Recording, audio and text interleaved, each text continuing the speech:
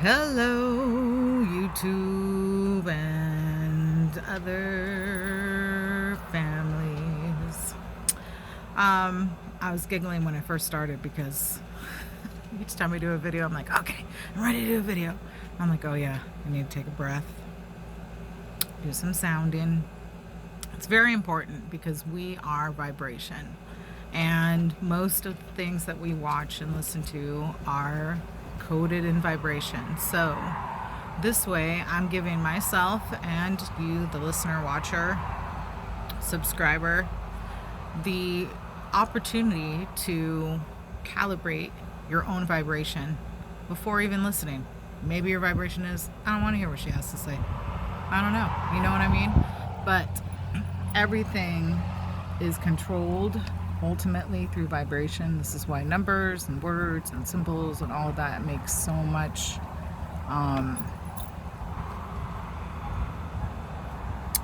of the pattern. So before I begin, take a pause.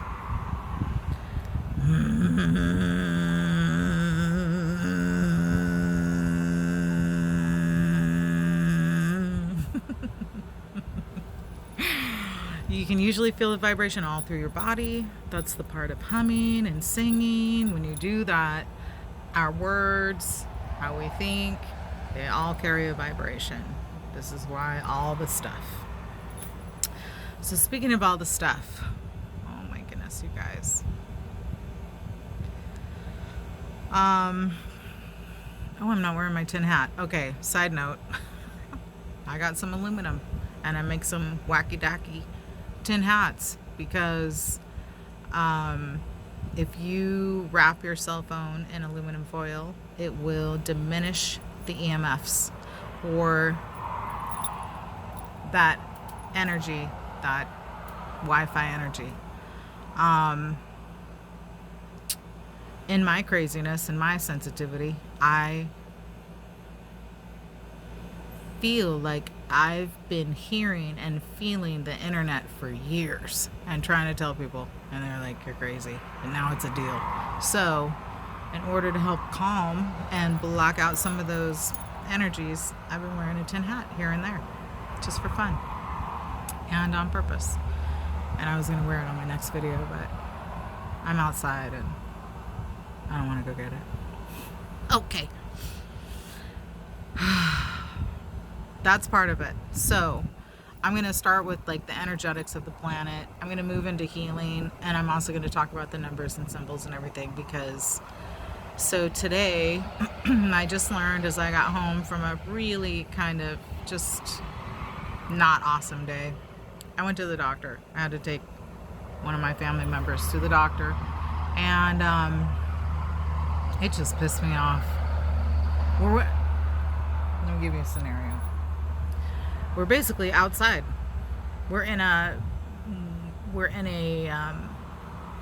indoor-outdoor waiting room. And guess what? They required masks, even for people who have trouble breathing. Then, of course, there was the test to see about the thing. I was just so mad. Because why have us go somewhere to get a test for something that is so bad?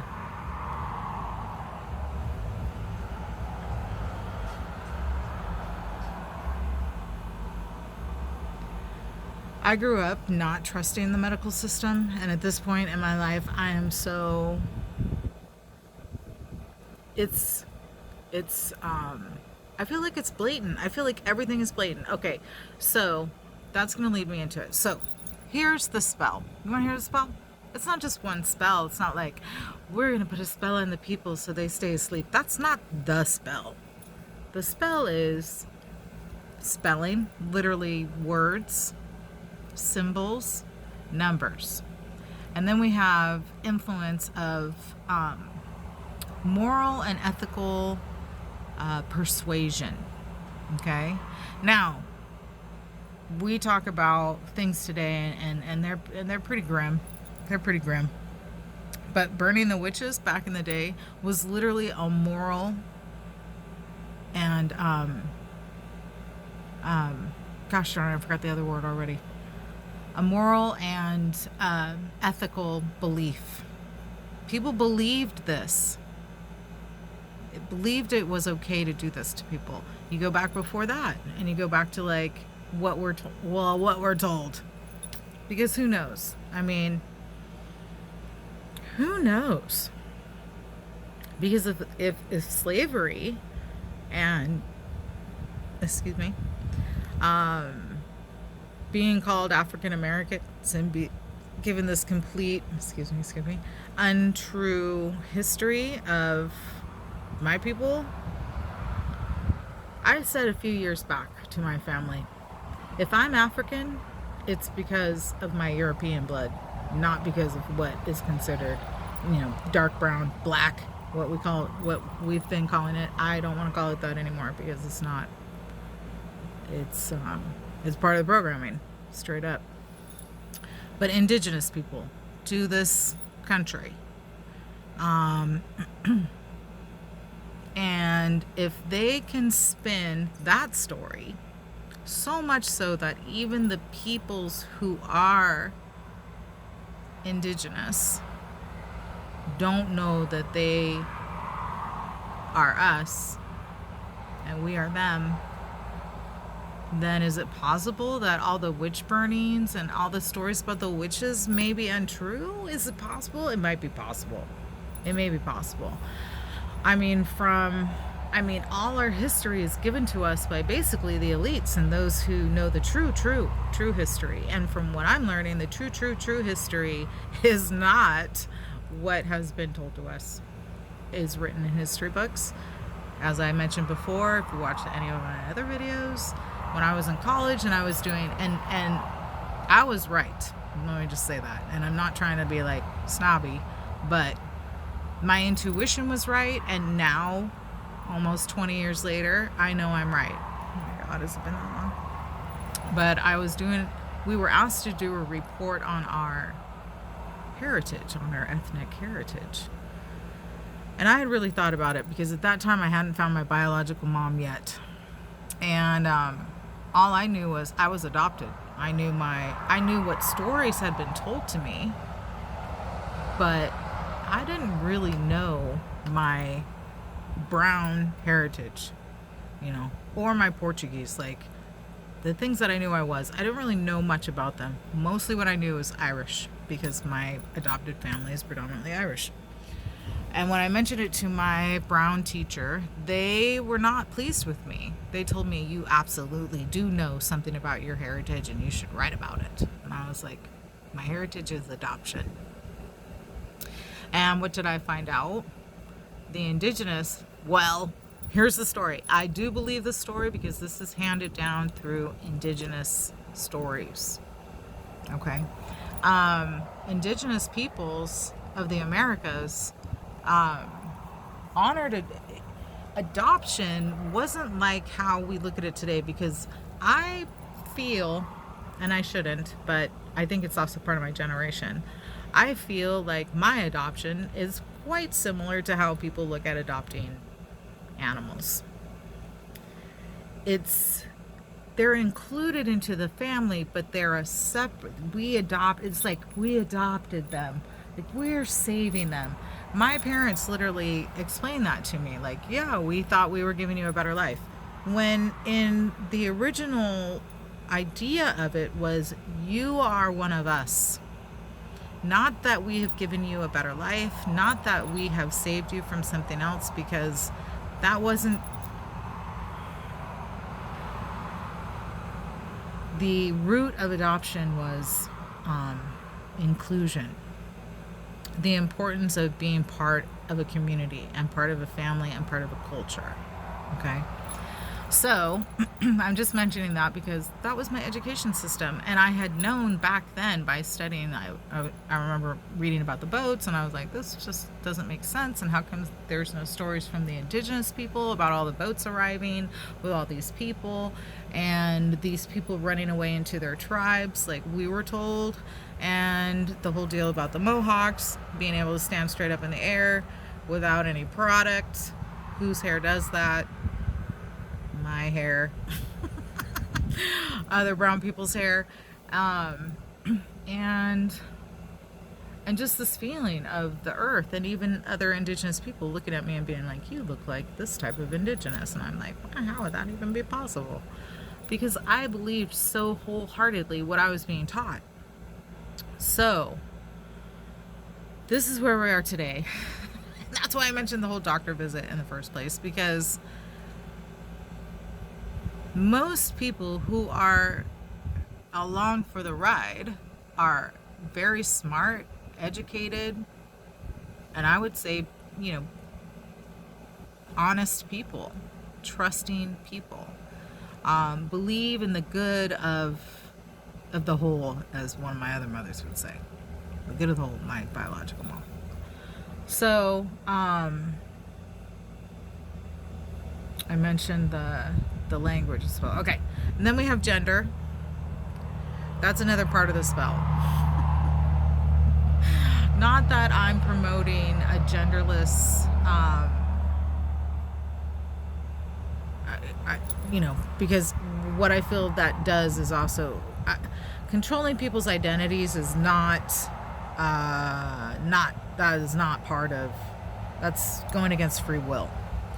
And even if you're doing it in a way that people, that is the main part of the spell. The main part of the spell is that everything that's happening gives the peoples, us and you and others, the illusion that our independence and our the greater good is being recognized, is the goal. How could it be? After, the way it was presented to me, the way that the world was like so uneducated and poor and like starving for so long that we had progressed. But then we moved into like wars and all that stuff, so that didn't make any sense to me. So we're given all these stories and then we believe them. I certainly did. I mean, I wholeheartedly thought I was from Africa. Although everything inside of my body was like, you are not from Africa. Going to Africa, and Africa was like, you're not from here. But the people are from where you're from. And I was like, I must be telling myself that. Well, there's so much proof out there now that I was right. And that there's a whole history before the one we've been told. And not just of the Americas, but of the entire world. And so, okay, so the symbols language, the astrology is part of this spell. They give us a piece of it. They show us parts of it. They don't let you know that like a whole nother part of the world and planting and ritual is based on the moon. They have us focus on the sun. And even in spirituality, okay, what was it that came through? Okay, the chakras. Okay, so this is the healing part I'm going to share with you guys, but I kind of want to, it doesn't matter, I'll share it now.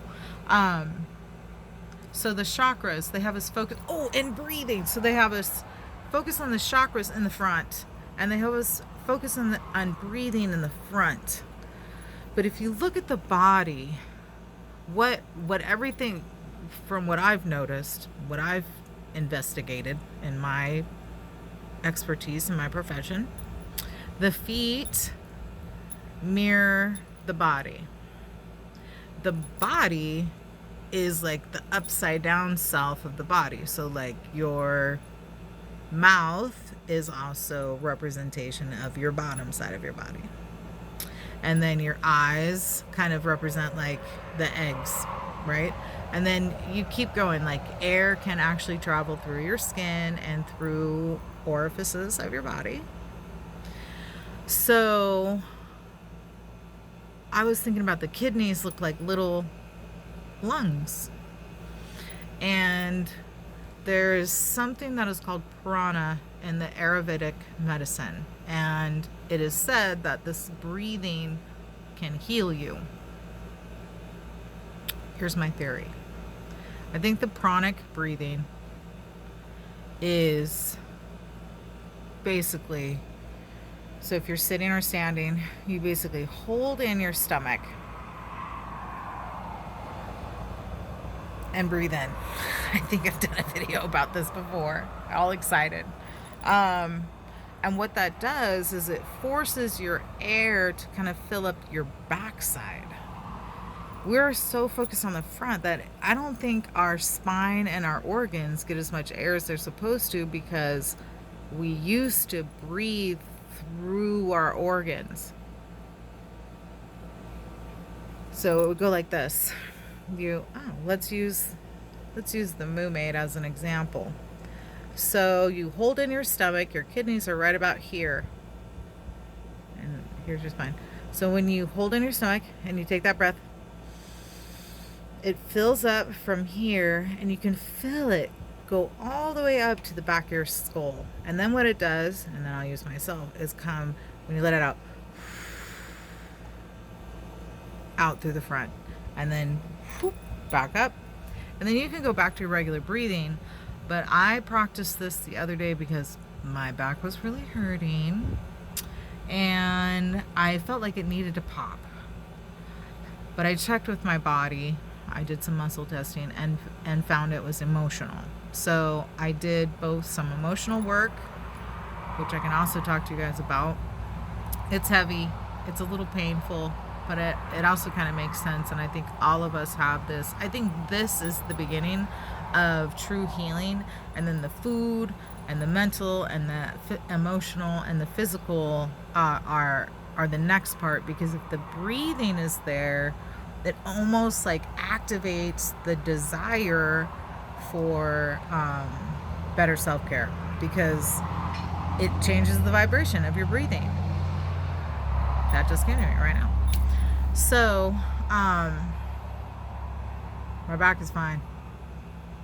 And it's so good that I did a whole bunch of stuff today that if my back was still feeling how it was, there was no way I'd be able to have done that. Just no way. And not that, so that's my theory about breathing and pranic breathing.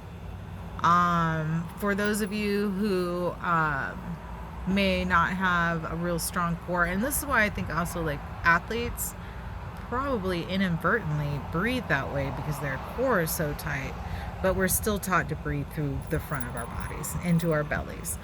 I'm starting to really recognize like most everything we've been taught is almost all of it a little backwards on purpose to keep us sick and unhealthy, because according to what I learned, if the human can remember how to pranic breathe, we can heal everything. Just the breathing alone. We'll see. I'll keep practicing it. We'll see what happens. You know, my gray hair will go away. I'll just keep looking younger every day. I don't know. We'll see. We'll see how it turns out.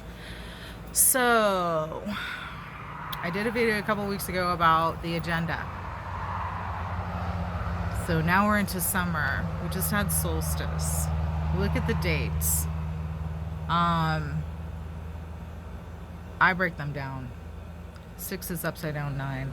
So upside down feminine energy, but used in a negative way, is Roe versus Wade today, on purpose, to continue the agenda against the divine feminine energy and knowledge. So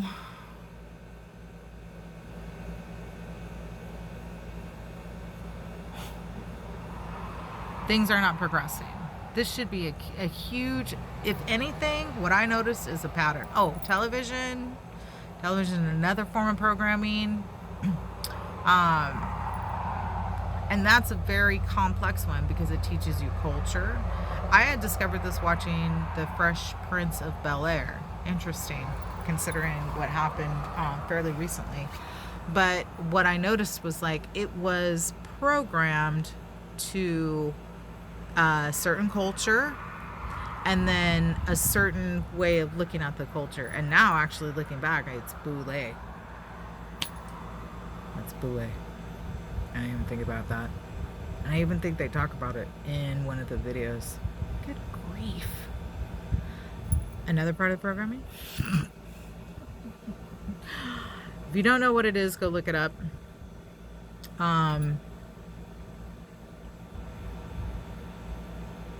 There's so much programming. The medical industry, diagnosis in itself is a programming. As long as you can diagnose, you can create all kinds of things. Let's see, what else? And then we have like invisible vibrations that come through the radio, that come through telephone and electrical lines, and then you can magnify that with what's going on today with the internet and computers, because I feel it like it's, unless you go where there's no Wi-Fi, hardly any houses, total country, there's this constant buzzing going on. And yeah, I think it affects the trees. I've noticed the seasons. Look at this season. The season is weird. Oh yeah, that's a weather control. Oh my gosh, there are so many programs. And the reason why I mentioned them all is because why all the ritual? Why all the programs? To simply control? That can't be it only.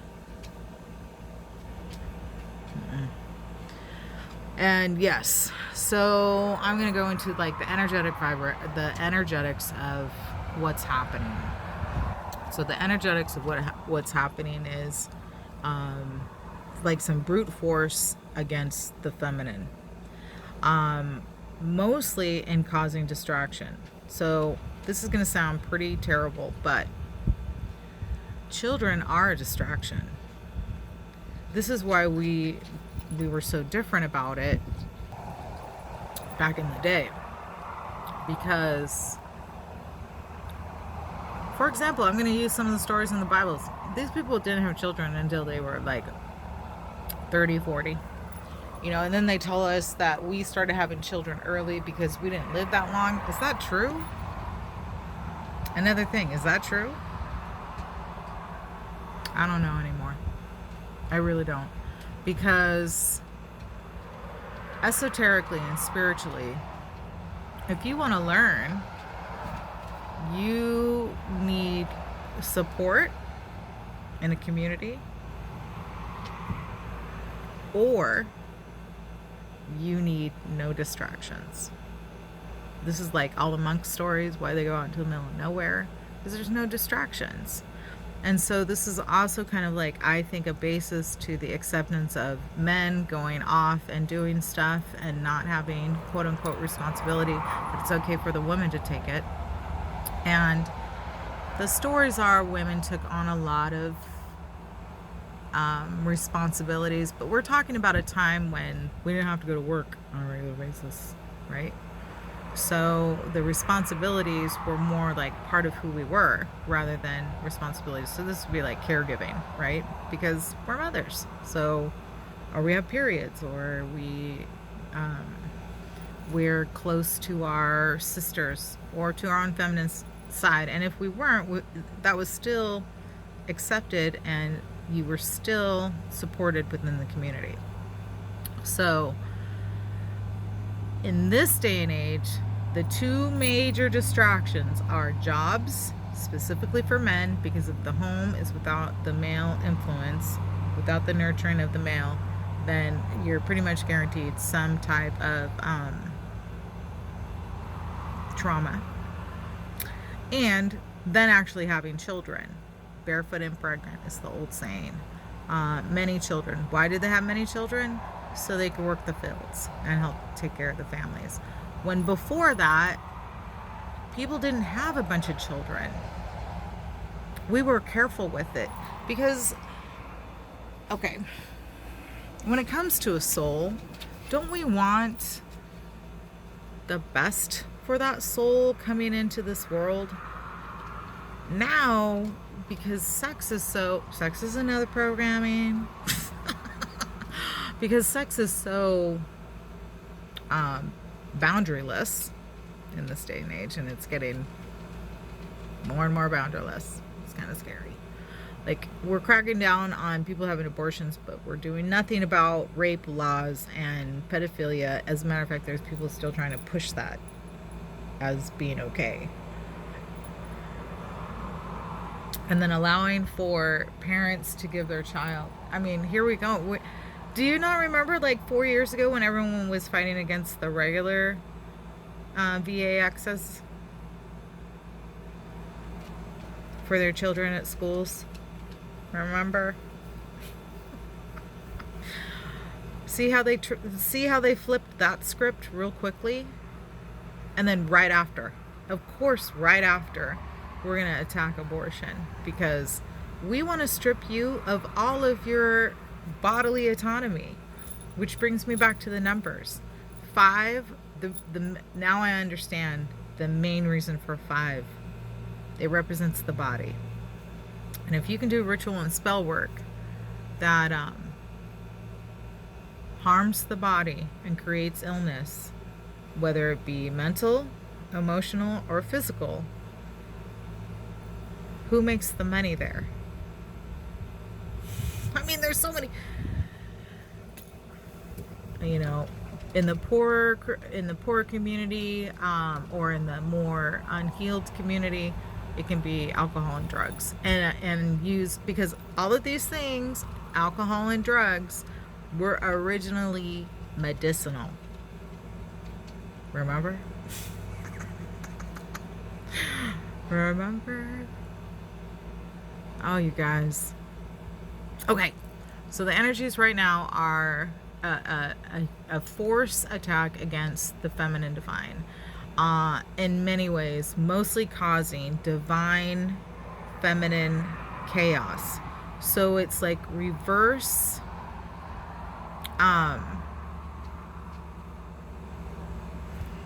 esteem, reverse self-esteem, things that gave women their self-esteem. Oh my gosh, this is literally what happened in the relationship.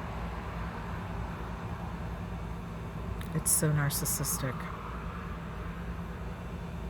God, I kind of feel like devastated inside for all of us a little bit, because this is a hardcore one. I think we're going to survive it because I think we're pretty smart. But a hardcore attack on the feminine self-esteem by reversing things that gave her and other humans, because through the women, others are liberated. Through the female energy, others are liberated, because there's freedom and wildness and rebellion in that, and like in a pure way, not in a malicious way. And I'm not talking about the maliciousness. I'm talking about, you know, standing up for what is love, basically.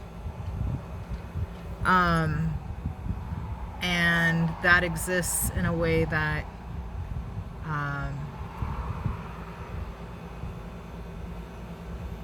by allowing those to be who they are and have body autonomy, because I mean, I'm sorry, but I don't care what you do with your body, as long as you're happy. I mean, I do care. Like, I want people to be healthy. I think, you know, I think personally, like, all the nails and the shoes and all that stuff is to separate us from nature. And why do we do it? You know, it's not good for our bodies, but our culture supports it.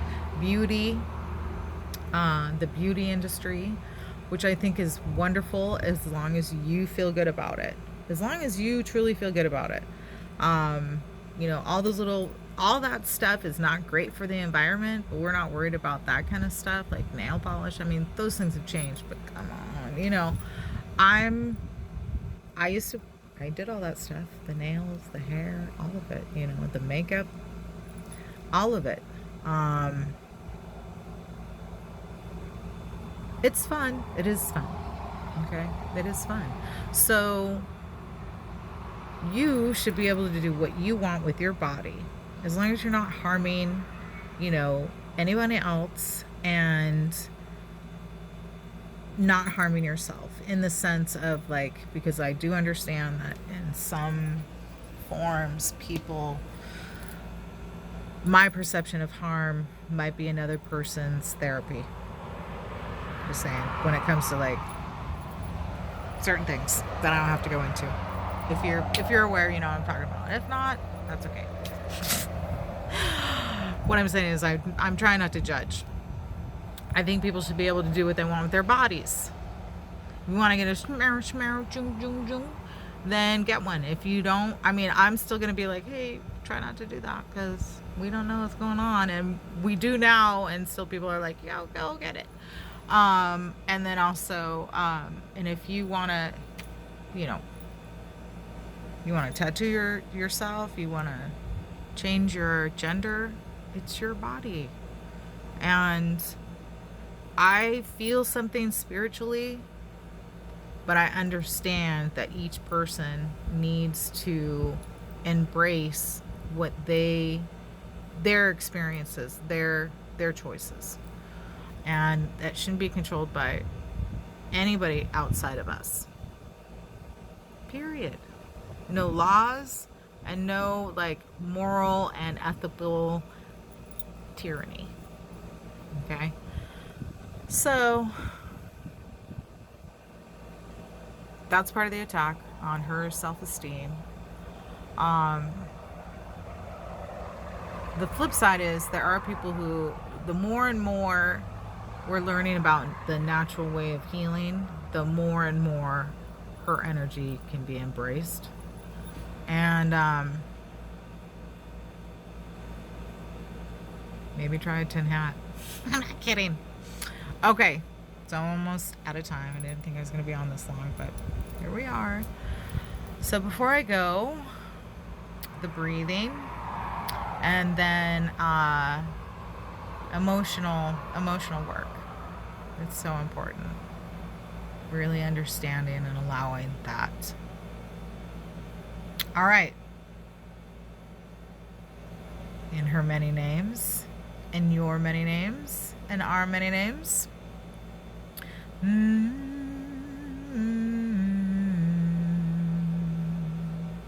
Thank you for listening, sharing, and subscribing. And look forward to sharing energy with you the next video. Until then, take care.